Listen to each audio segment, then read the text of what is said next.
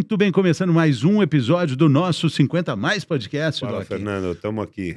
Hoje a gente tem um tapete vermelho estendido, porque em toda a história do nosso podcast, quando a gente fizer 50 mil episódios, a gente vai lembrar desse episódio como um dos mais importantes da nossa história.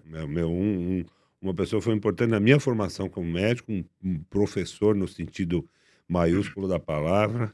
Dr. Luiz Augusto Carneiro, professor titular da disciplina de transplantes de fígado e órgãos do aparelho digestivo do Departamento de Gastroenterologia da Faculdade de Medicina da Universidade de São Paulo. Isso não é pouca coisa. Sim. Isso é um título... O professor vem antes até do doutor, né? O vulgo professor Carneiro.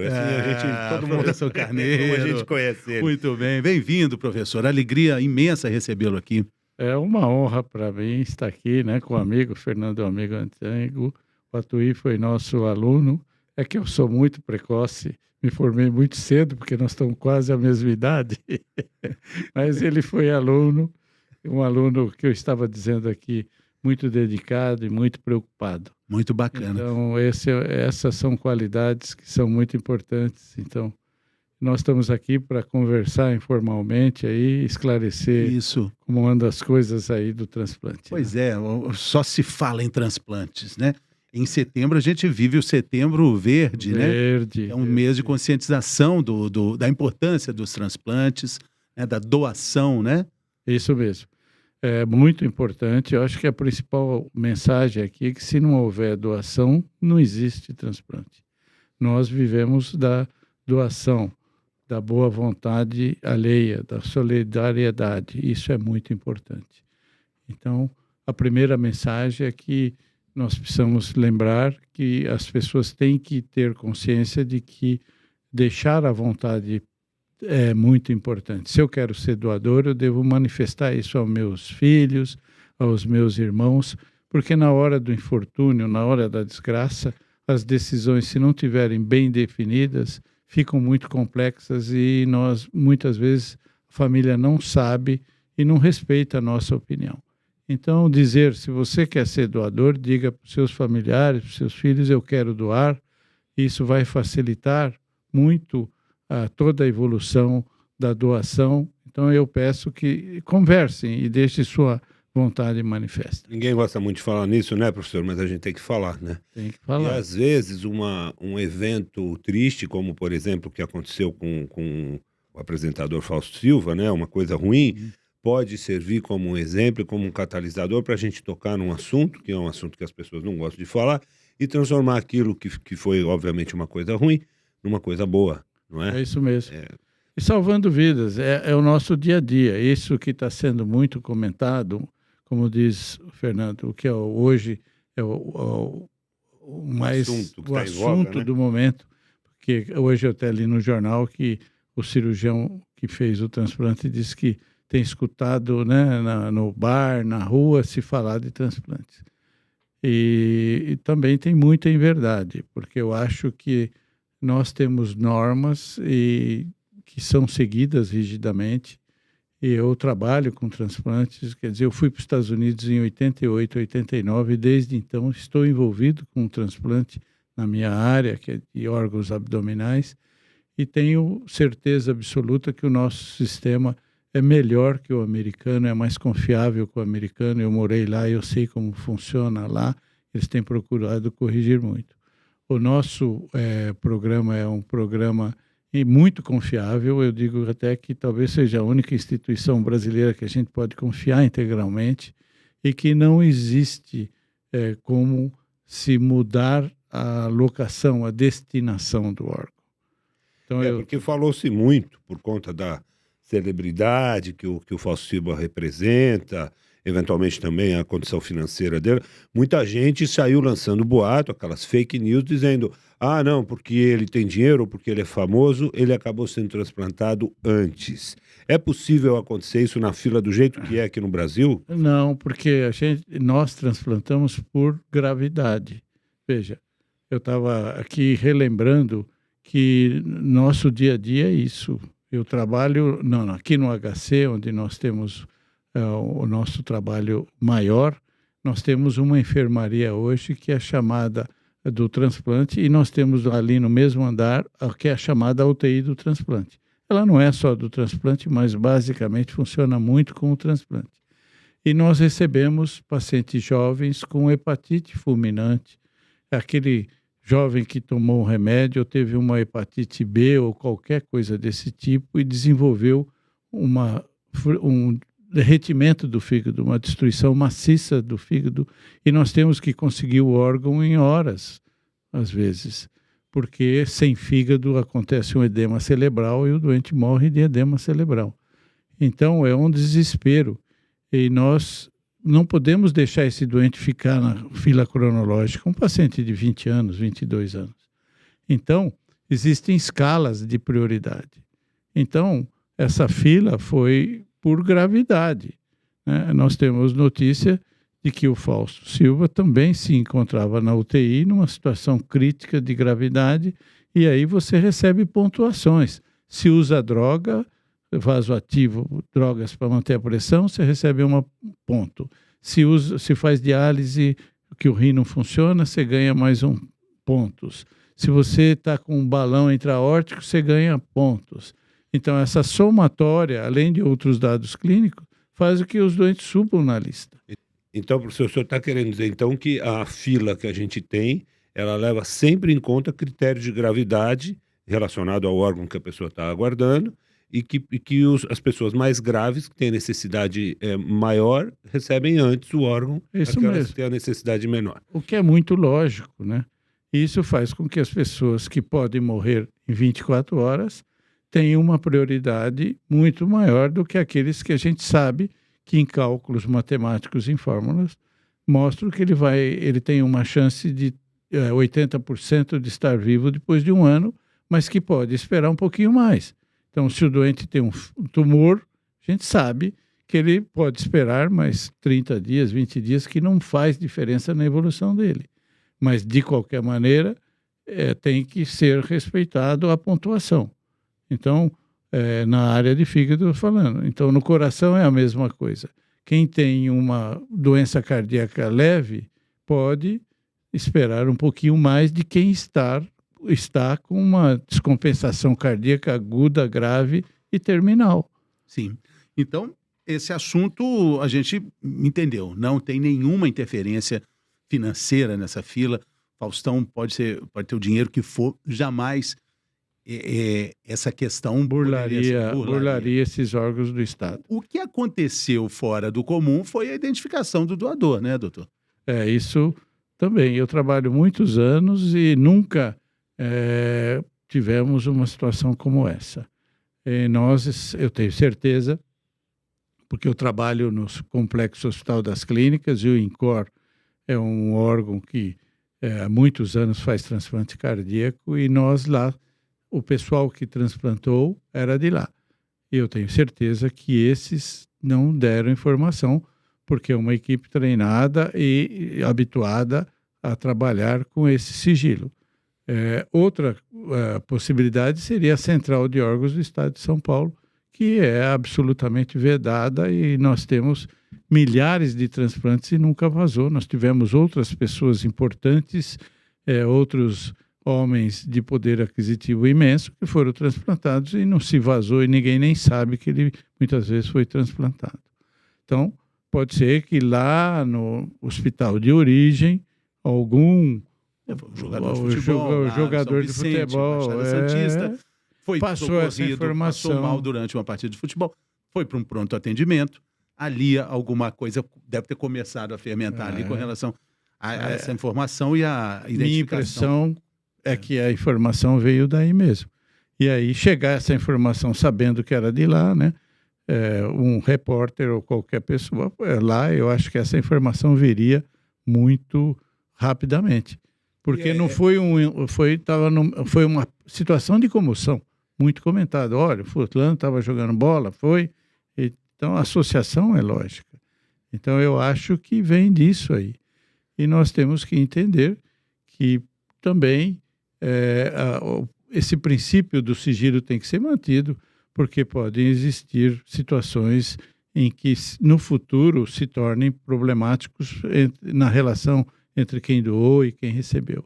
É por isso que o Estado pede sigilo.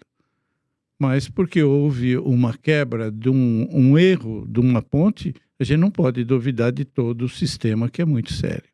Então, não é porque houve uma pequena falha ética que nós vamos julgar que todo o sistema não funciona e não presta. Então, essa é a fake news. A gente transforma, às vezes, pequenas mentiras em grandes verdades. Eu acho que isso é uma inverdade, uma grande mentira. O sistema é confiável e nós podemos, sim, trabalhar com essa segurança. Claro, é muito importante falar sobre isso. A gente tem uma campanha bonita da família do Faustão, os filhos, a esposa, dizendo assim, olha, os órgãos não vão para o céu. O seu coração não vai para o céu, seu rim, seu fígado não vai para o céu. Faça, doe, avise. Uma das coisas que acho que eu gostaria que o professor comentasse, mas que atrapalha muito nesse momento, é porque, em geral, são mortes não esperadas. Isso. São mortes por acidente, ou por um quadro cardíaco agudo, ou por um AVC. Nunca é um cara que está doentinho, que vai piorando. Esse doentinho não vai poder esse doentinho, muitas vezes, não vai poder doar. Algumas vezes até pode, mas, de uma maneira geral, são mortes que causam muito sofrimento, porque são mortes muito abruptas e sem uma certa expectativa, né, professor? Eu queria deixar aqui também que alguns órgãos dependem nessa população de pessoas que você falou. Nós temos que manifestar, porque a hora é sempre traumática e nós temos que deixar essa conversa feita para definir a nossa vontade. Agora, eu queria lembrar que existem outros órgãos, como enxertos, córnea, etc., que pode ser daquele doente que faleceu de uma maneira mais crônica, de uma maneira mais crônica. Então, de qualquer maneira, a manifestação tendo sido feita, a vontade deve ser respeitada. Porque nunca, aqui a lei do Brasil torna obrigatório que, antes de doar, apesar da minha manifestação favorável, a minha família vai ser consultada e ela vai decidir se eu vou ser doador ou não. Então, essa manifestação à família é fundamental. Esse desejo feito à família é fundamental, porque quem vai decidir finalmente se vai doar ou não é a família. E tinha uma recomendação na carteira de identidade que mudou, né?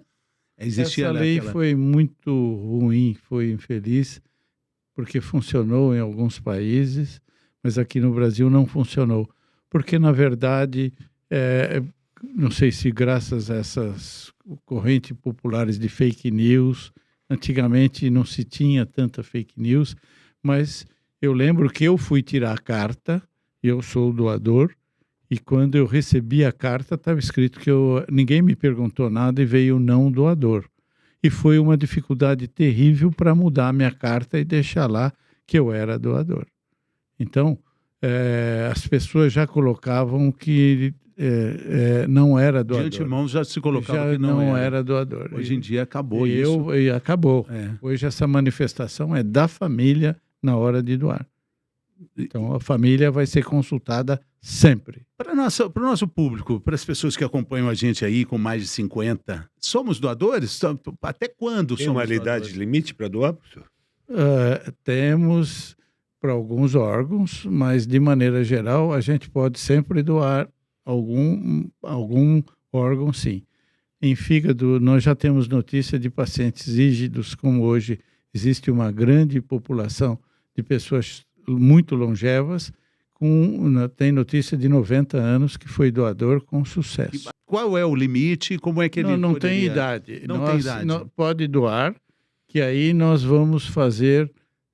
nos Estados Unidos existem hospitais que mandam o doador e fazem uma tomografia à beira do leito para ver se tem esteatose.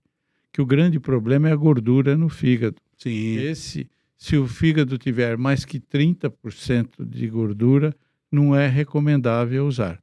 Às vezes, quando nós temos dúvida, nós fazemos biópsia e aguardamos o resultado da biópsia para saber se podemos ou não usar o fígado. Sim. Então, muitas vezes nós tiramos o fígado, que é em outra cidade, como o período que o fígado fica fora, mantido a 4 graus, é crítico, nós trazemos para o nosso hospital, fazemos a biópsia e aí definimos se vai ser usado ou não.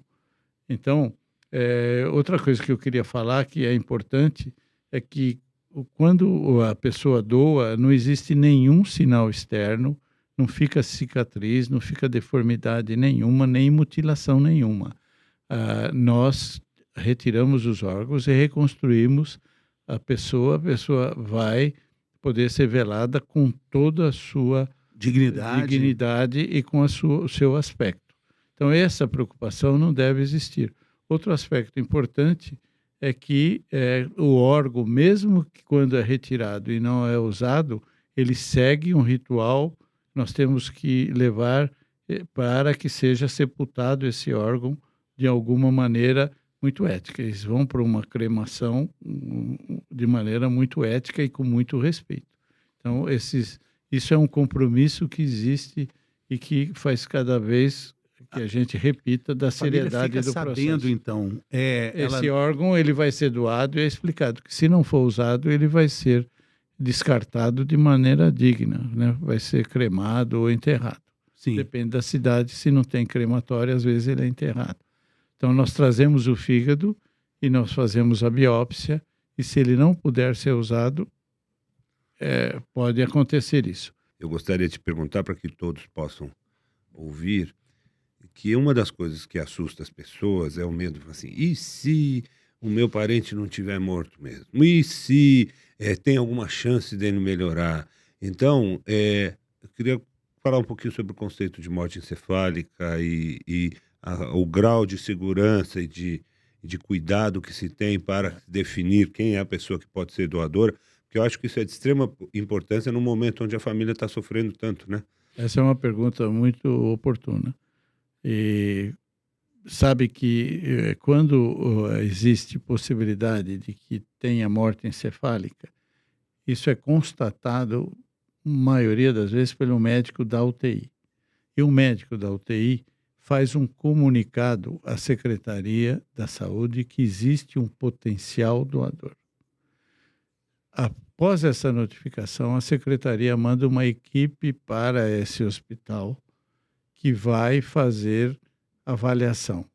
São enfermeiros em geral ou técnicos treinados que vão lá e reconhecem os sinais de que existem reflexos, sinais vitais de que o doente, o coração bate, mas o cérebro não funciona mais.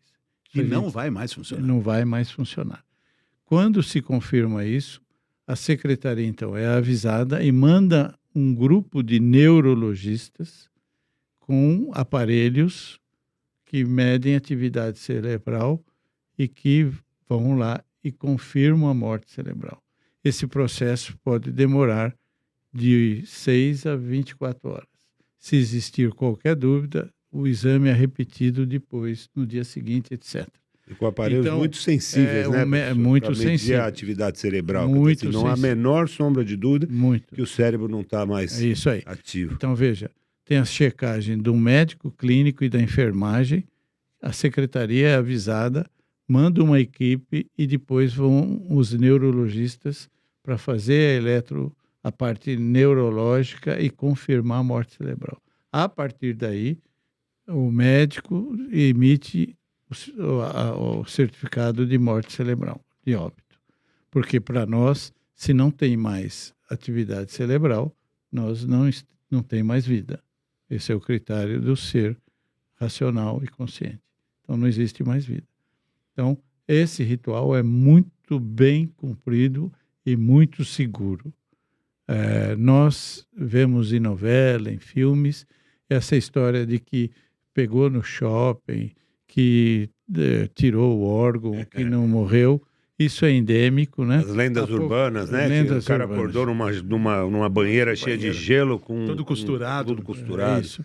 E é gozado, porque eu já tive notícias...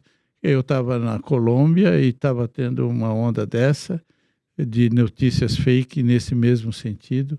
Nos Estados Unidos, quando eu estava lá, já tinha escutado E há pouco tempo eu vi que Israel tem esse boato agora que está no Oriente Médio.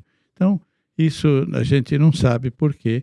Essa fake news, ela ciclicamente volta e está sempre em evidência. Agora, é muito importante isso que o senhor falou, tem um momento da abordagem dessa equipe que vai constatar a comunicação com o setor responsável pelos transplantes. Quando essa equipe entra em contato com a família, aí a gente está falando de uma habilidade, de uma sintonia fina, né, de uma delicadeza nessa abordagem.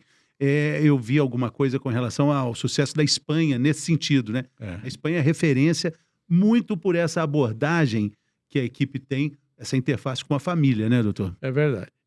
O melhor sistema de captação, de procura e de doação de órgãos é na Espanha.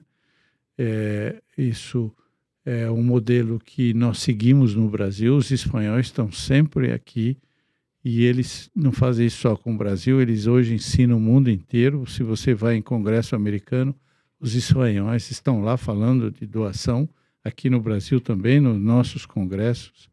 E eles têm um treinamento impressionante. Todo hospital tem treinamento, os enfermeiros são treinados para dar notícia diversa, como se comunicar com a família. E eu fiquei muito surpreso que eu fui ao Paraná e algumas cidades do interior de Santa Catarina por ordem do Ministério da Saúde para fazer reconhecimentos de programas, hospitais que queriam fazer o transplante, e eu fiquei muito surpreso que o treinamento dos espanhóis no Paraná, em Santa Catarina, é seguido e é um modelo muito grande. Se você vai a Londrina, ali, aquelas cidades, aquelas regiões todas, e você vai ver que existem no hospital salas e ambientes para que as famílias sejam abordadas, conversadas, e elas seguem todo o tempo o doente que potencialmente que pode vir a ter morte cerebral. E isso que garante que essas regiões aí, Maringá, Cascavel, têm um índice de doação que é muito semelhante ou até maior que algumas cidades da Espanha. Então, isso é um investimento nesse sentido, dessa sintonia fina, desse respeito, da forma de tratar dignamente as pessoas que estão lá para ceder o órgão de maneira que é uma atitude maravilhosa, né? Porque, como já foi dito aqui, esses órgãos não vão para o céu, né? Eles podem continuar vivendo em alguém e levando vida e saúde para outras pessoas. É uma rede, um doador pode doar para 14, 15 pessoas. Então, veja a cadeia de vida, de saúde que a gente pode passar às pessoas quando faz um pensamento simples que eu quero ser doador. Então, eu acho que o benefício é enorme e eu nunca conheci ninguém vivo nisso há mais de 30 anos, né? E nunca vi ninguém falar eu não gostei, eu não me arrependi. É uma atitude maravilhosa, né? E o senhor fala dos familiares, né? E dos familiares. Com os familiares, né? É muito bacana, de alguma forma, tá vivo ali, né? A gente tem uma amiga querida, a Leda Pasta, ela fala que ela quer doar as córneas para perpetuar o ponto de vista que ela tem. Então, de alguma forma, ela vai deixar isso mais amplo, né? Mais amplo. Isso é muito bacana. É isso mesmo. Agora, a gente estava falando aqui antes sobre o transplante da especialidade do professor Carneiro, que é o transplante de fígado. O Brasil também é uma referência, evoluiu bastante. E tem uma questão, Doc. O cara que precisa do transplante, normalmente é um cara que está com cirrose hepática, normalmente, né? Precisa ficar 6 meses sem beber. E é um limite da nossa legislação, existe essa discussão de ter um meio termo nessa questão, professor? Como é que está isso?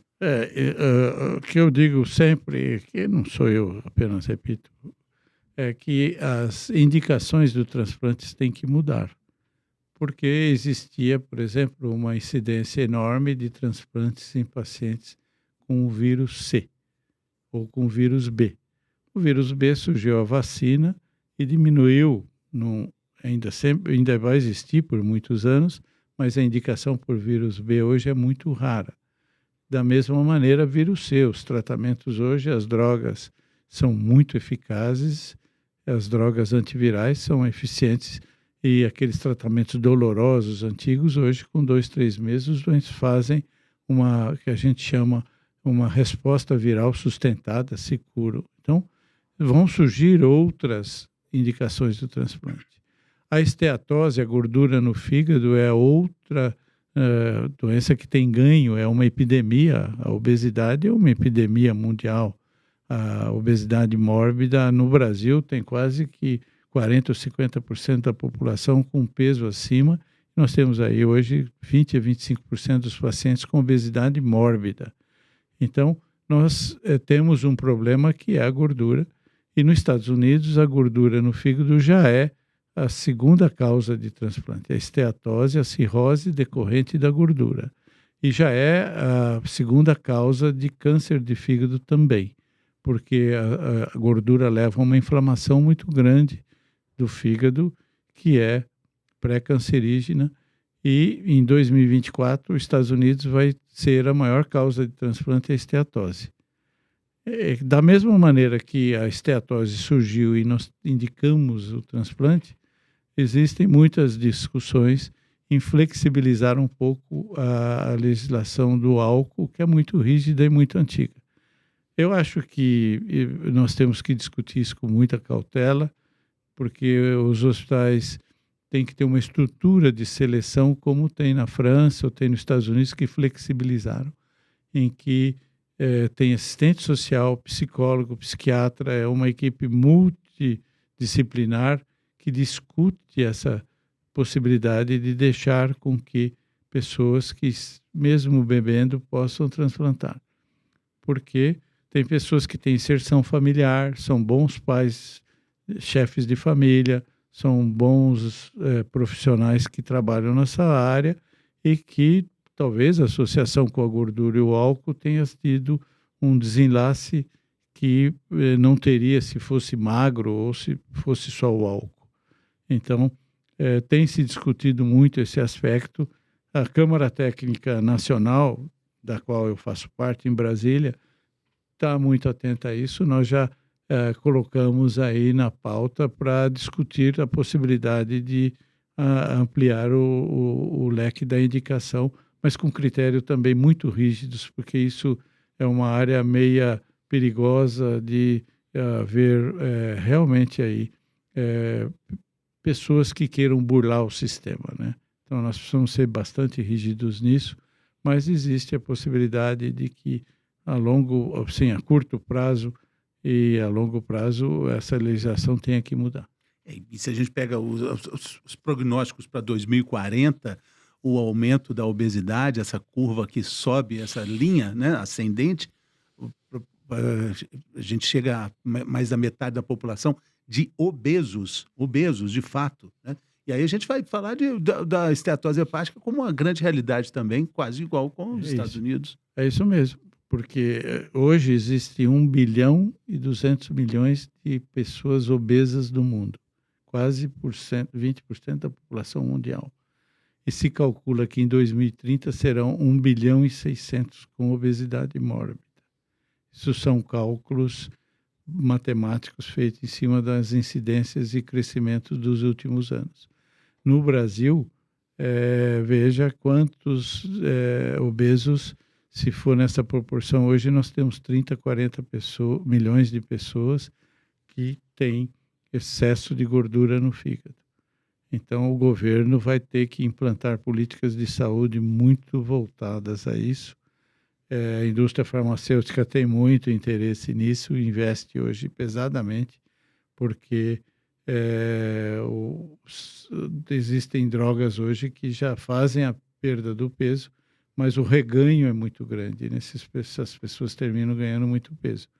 Mas, paralelamente, não é só a indústria, nós temos que investir em política de educação alimentar, em melhoria do tipo de alimento, né? Alimentos pasteurizados muito ultrafiltrados são problemas. Então, eu acho que nós temos que nos voltar a esse aspecto com uma atenção muito grande.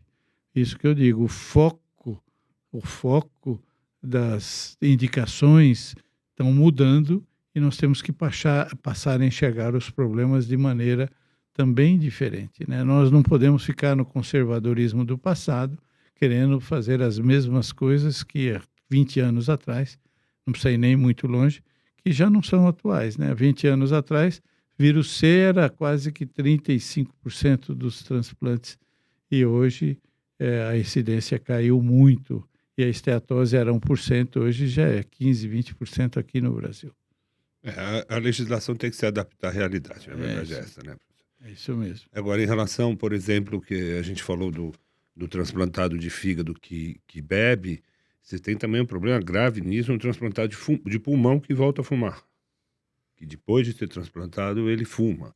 E aí é como se ele tivesse tido uma oportunidade e está estragando um segundo órgão. Então é uma coisa uma coisa ética para se discutir, né? Muito ética e muito problemático. Um investimento do Estado para fazer um transplante, quer dizer, tem isso também, né?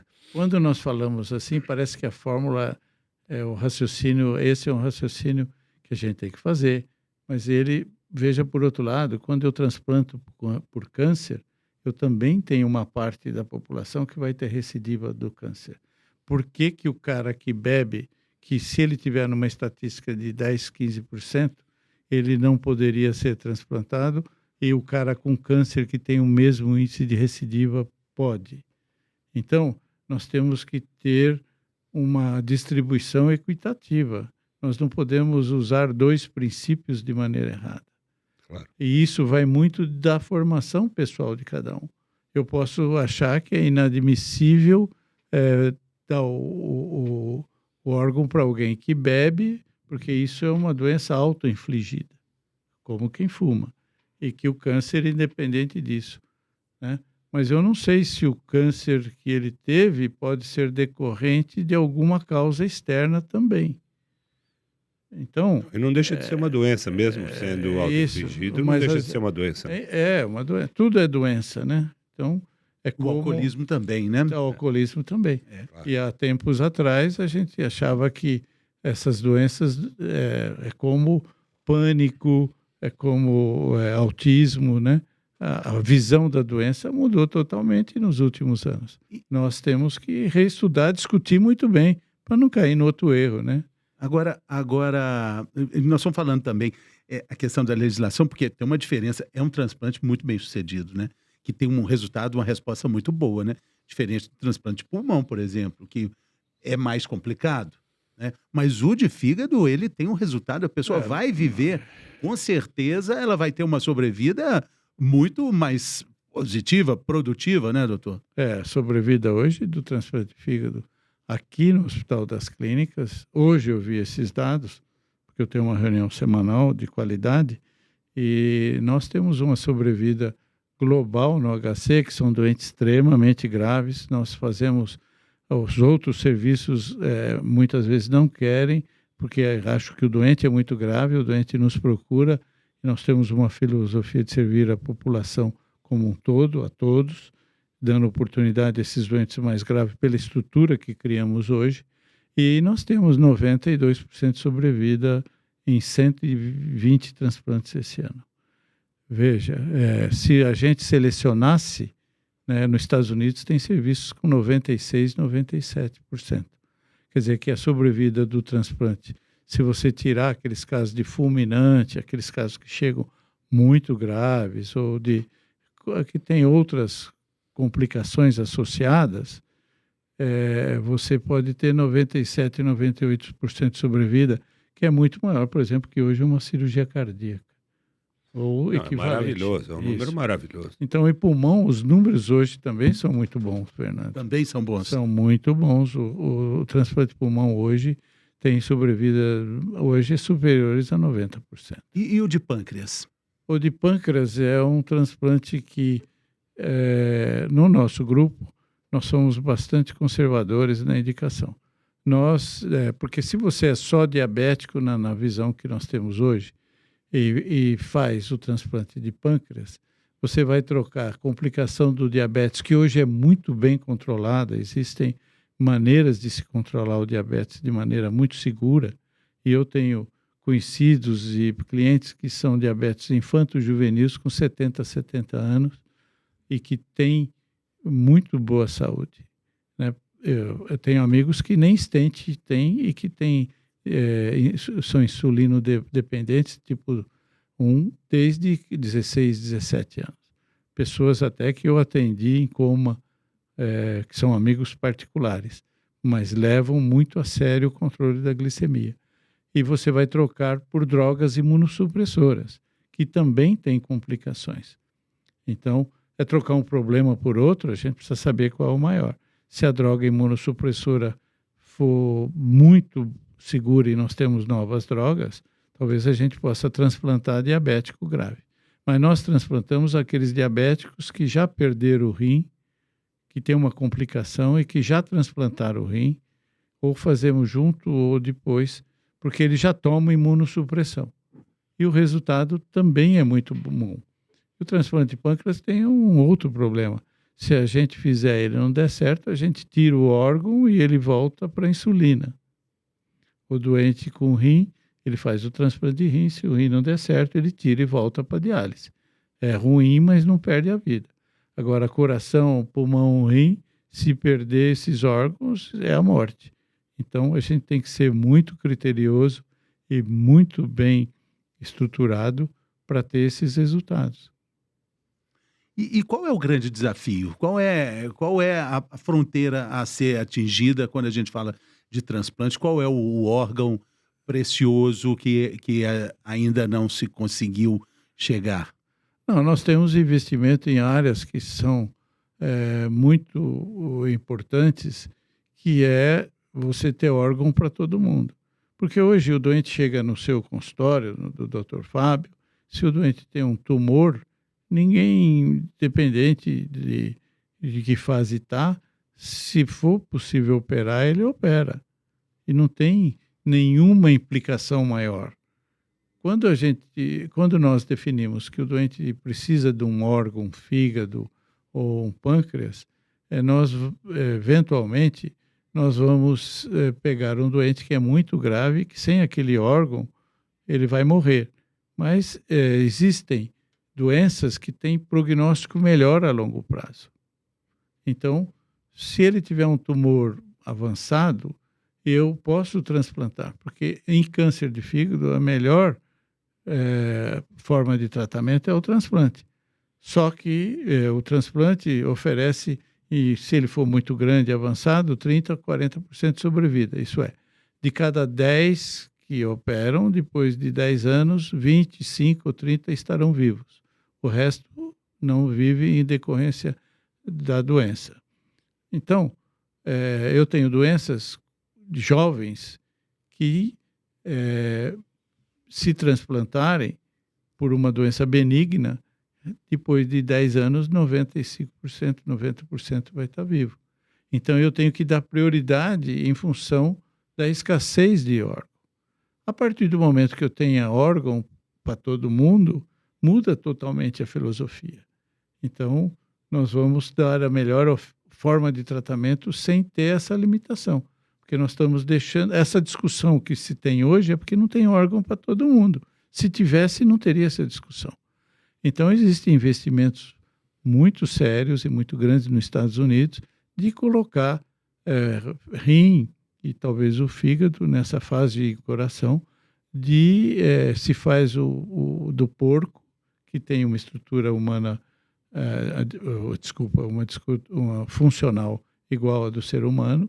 A gente funcionalmente pode pôr o rim, pode pôr o coração. Já existem pessoas que viveram algum tempo com o coração recentemente, o coração do porco, né? E agora o criado especialmente para isso, porque né? Eles pegam esse rim geneticamente, trabalham, eles bloqueiam, fazem o nocaute, eles fazem o bloqueio do gene porcino que dá a rejeição e também pode fazer o nocaute, o no-in, né? Eles colocam no gene humano no porco, de maneira que você pode ter um rim humanizado e depois usar esse rim em todo mundo. É isso que eu ia perguntar para o senhor, professor. A fronteira, vamos pensar um pouco em ficção científica, de eu fazer, por exemplo, produzir um órgão como se fosse uma alfaiataria para o professor Carneiro, para o Fernando, caso precisasse, baseado na célula-tronco ou baseado numa célula, vamos dizer, desdiferenciada para poder produzir esse órgão. Isso é uma coisa que é uma linha de pesquisa que possivelmente vai dar futuro mais adiante, Já não? tem futuro, já tem. Isso aí eles têm porcos geneticamente selecionados. Veja, eu estive nos Estados Unidos em 2012 e eu visitei, na época, em uma pocilga, né? Não sei se aquilo era uma pocilga, porque era tão limpo, com veterinário para cada porco. Eles já trabalhavam fazendo bloqueio de genes e inoculando genes humanos. Então já existem gerações e gerações de porcos que são tratados para se transformarem em doadores. Então já existem trabalhos e eu tenho alguns amigos nos Estados Unidos que trabalham com isso e que estão esperando a ordem para poder colocar rim em humanos. Então a ideia é colocar primeiro em alguém que esteja terminal e que possa receber um rim e eles possam observar durante 30, 40, 50 dias o que acontece com esse rim. E aí estudar geneticamente e ver que genes têm que ser alterados para que eles possam ser recebidos. O de coração foi feito, né? Ele viveu... Chegou a 1 ano? 2 anos. 2 anos. Não, minto. Ele viveu 2, 3 meses, né? Meses. E faleceu por uma intercorrência. É que... não morreu por causa Não, ele morreu por uma intercorrência ligado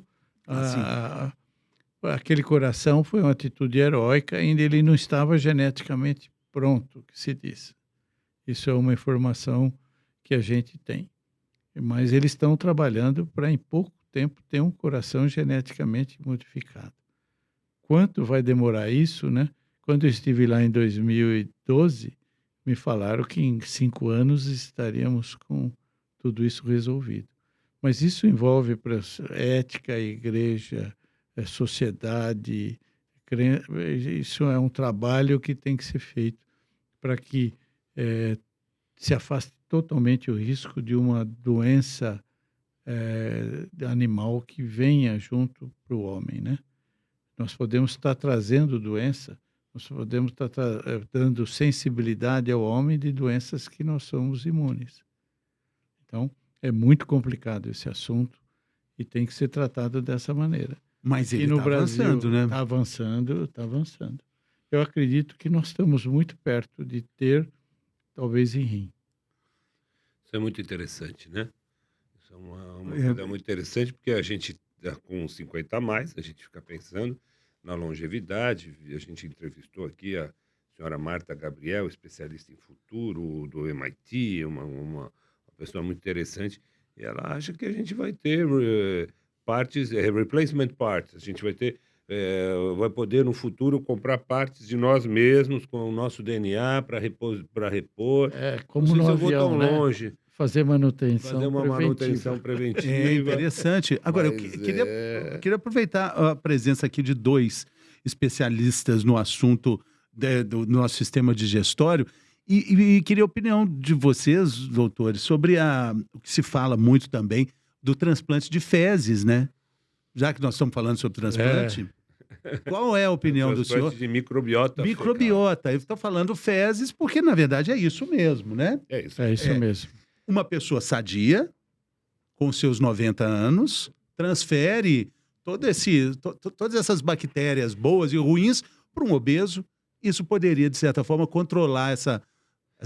Existem umas linhas Por de isso que eu estudo em queria relação à ouvir. obesidade, em relação a doenças inflamatórias, até em relação a alergias, em relação ao autismo. Tem muitas linhas de pesquisa, mas o que acontece é que tem uma teoria que se chama velhas amigas, que essas bactérias que moram com a gente seriam old friends, né? Essas velhas amigas, alguns degraus metabólicos são feitos por elas e não por nós. E por isso a gente acabou não sendo selecionado para saber fazer. Então, conforme a gente foi ficando muito limpinho, lavando mais, cuidando mais, consumindo menos, tendo menos infecção, tomando antibiótico mais, a gente começou a mudar o tipo de bactéria que mora dentro da gente, que é uma quantidade maior do que células até nossas mesmo. Isso poderia fazer com que pequenos degraus, ou pequenos elos na corrente metabólica não fossem feitos porque a gente não sabe fazer. Quem faziam eram as velhas amigas. Então, existem doenças que poderiam estar relacionadas com o tipo de bactérias que você tem nas cavidades, pode ser no intestino, na boca, no olho, no trato urinário. Autoimunes e doenças autoimunes. Inclusive Graves. reumatológicas e Estão tal. relacionadas com isso, com essas bactérias. Hoje a gente tem uma indicação que já é aceita, que já é feita para o transplante de fezes, por exemplo, no tratamento de uma infecção pós-uso de antibiótico, que é do Clostridium difficile, que seria para o tratamento dessa colite pseudomembranosa. É a única indicação absoluta.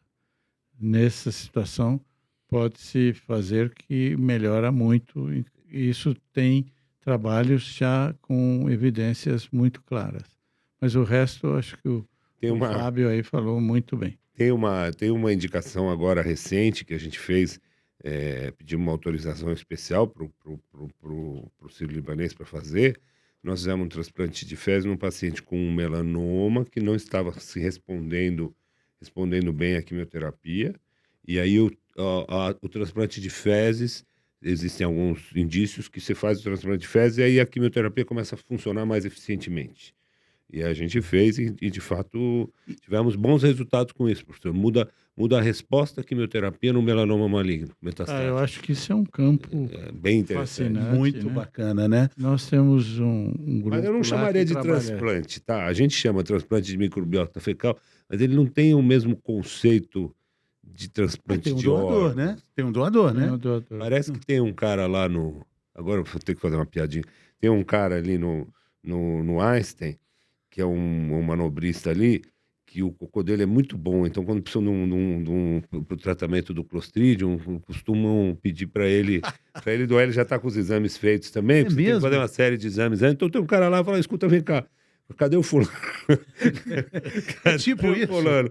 Ele tem lá um cocô que melhora Essa particularidade a infecção rapidamente. Como é que Mas lá o Einstein tem feito há bastante tempo. E como é que é? Assim, aí você faz uma limpeza? Não, cara, é paciente que faz exames para saber que não vai estar levando nenhuma doença, porque isso é um conceito muito importante, que até o professor Carneiro acabou de falar, que o principal num transplante também é você não correr o risco de você causar mal.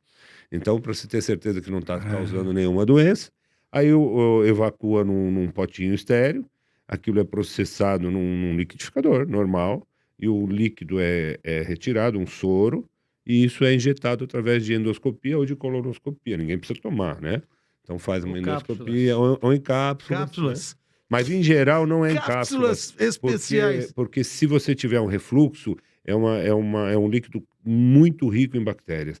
Então, uma aspiração poderia dar uma pneumonia grave. Então, em geral, a gente prefere a via colonoscópica. Faz uma limpeza geral ali. O receptor recebe E a bactéria encontra o ambiente e vai se reproduzindo. Limpar, tirar tudo dele, não? Não. Na verdade, você está dando uma população que vai vencer a guerra contra essas que estão lá. Vai se reproduzir, vai colonizar. Vai colonizar da maneira que você quer. Sim, sim. Eu achava que tinha que retirar tudo ali, tipo aquele exame para fazer a colonoscopia, que você faz a limpeza Algumas vezes total. Você faz o preparo para diminuir a carga. Eu tô achando que o Fernando quer umas bactérias que Achei limpem o torresmo e a pinguinha lá de Minas. Achei interessante isso, porque olha, esse campo de estudo ele é muito amplo. Muito. Porque quando se fala também de obesidade como doença, ou doença crônica, fala-se também dessa microbiota mais educada, uma linha de pesquisa, né? Mas ainda não está tão óbvio assim, porque as pessoas ouvem isso, mas parece isso que vai é uma avançar solução. muito. É uma linha de pesquisa, né? Sem dúvida. Eu Você está falando das doenças autoimunes também, tem né? Doença aí, pelo princípio das bactérias amigas, as velhas Old amigas. friends. Quais seriam essas doenças autoimunes? Tem a esofagite eosinofílica, pancreatite eosinofílica, gastrite eosinofílica, que são doenças bastante complexas hoje, e que a ideia é que você come hoje alimentos, por exemplo, essas grandes redes, você, por segurança, poderia suportar 10 anos, um número de bactérias. E eles trabalham com bactéria zero. Então, um alimento que deveria ir a 100 graus ou 120 graus e vai a 300, 400 graus. Então, muda totalmente a composição do seu alimento. E é isso que nós estamos vendo. Então, você passa a processar, nós fomos programados para processar o alimento de uma maneira. E a gente comeu nós estamos recebendo na praia, né, professor? Você vê nos Estados Unidos isso, a população de pessoas que se alimentam de junk food direto.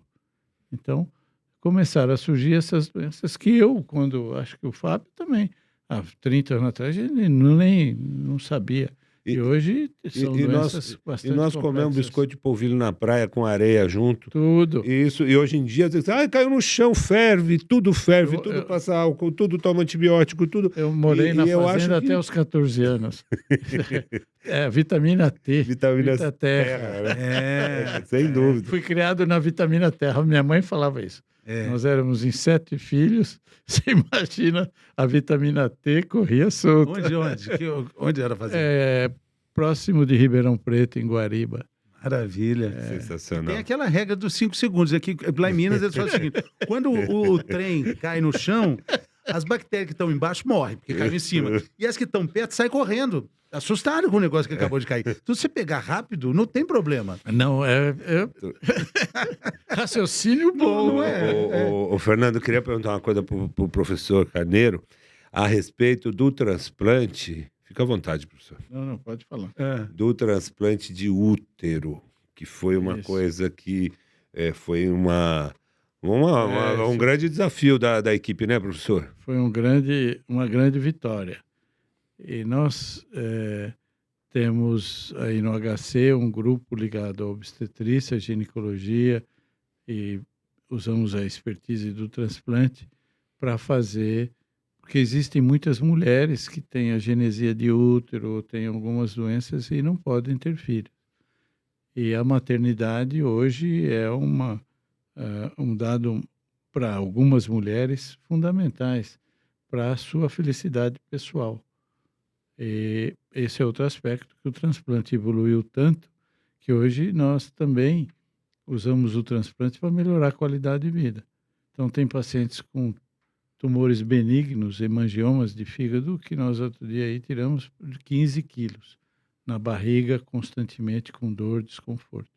Da mesma maneira, o útero, então, poderia ser transplantado e aí ser feita uma inseminação e nascer um feto.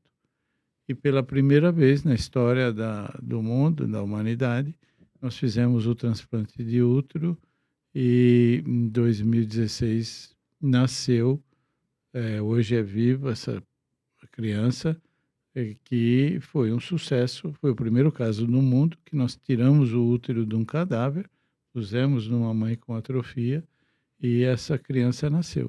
Teve uma repercussão mundial brutal. E o Daily News na Inglaterra, em Londres, durante 3 meses falava quase que diariamente. E no fim eles conseguiram uma entrevista com a mãe, que saiu de página dupla inteira durante 3 dias, a entrevista inteira. Então foi um sucesso absoluto. E nós estamos tentando agora uma maneira de voltar a fazer esse transplante, porque os pedidos são muito insistentes, e não só do Brasil. Nós temos mães de outros países que querem vir fazer o transplante aqui. Então, realmente, foi um fato marcante para nós. Muito bacana. Então, quando a gente ganhamos o prêmio da Globo de inovação, a pessoa do ano, tem um... Sim. Nós ganhamos em 2020 esse prêmio. Então, realmente foi o professor Wellington Andraus, que trabalha comigo, e o professor da obstetrícia, o professor Baracá, e o professor têm um mérito enorme em colaborar com a gente, né? Muito bacana quando a gente fala das fronteiras, aí aquela pergunta, esse é também, né, um desafio Essa para é uma fronteira os anos futuros, né? Isso mesmo. É, Isso mesmo. Espetáculo, né? espetáculo. Tivemos uma aula, né, Doc? Uma aula com um professor. Um prazer, professor, receber o Maravilha. senhor aqui. É muito bom estar com os amigos Agradecer aqui. muito. Fernando é amigo de muitos anos. Eu até estava devendo essa visita, Sim, encontrava com na rua, ele certeza. falava isso, velho. Encontrava com o doutor lá em Pinheiros, né, no bairro lá, e sempre... Ali tem uma quitandinha mineira ali, né, doutor? Acho que acabou, né? Aquele cafezinho mineiro ali numa travessa da rua Pinheiros ali. Acho que a gente encontrou ali um dia também. Mas, enfim, sempre uma alegria rever o professor. E o Fábio Artuí, né? Sempre junto aí, nesses últimos anos, né? Temos consultório no mesmo prédio e trabalhamos no mesmo hospital. Então, o Fábio a gente sempre está vendo. A gente encontra. Sempre um prazer muito grande. E sempre que quiserem, aí Com certeza. É só agendar que nós estaremos aqui. Muito obrigado, muito professor. Obrigado. Ficamos por aqui, então. Valeu, obrigado pela sua companhia. Compartilhe esse conteúdo com as pessoas que você sabe que vão aproveitar. E avise, né, Doc? Avise para a família. Sou doador. Isso é muito importante. Eu sou doador, todo mundo está sabendo. Tá bom, então. Todos nós somos. Todos nós. Valeu.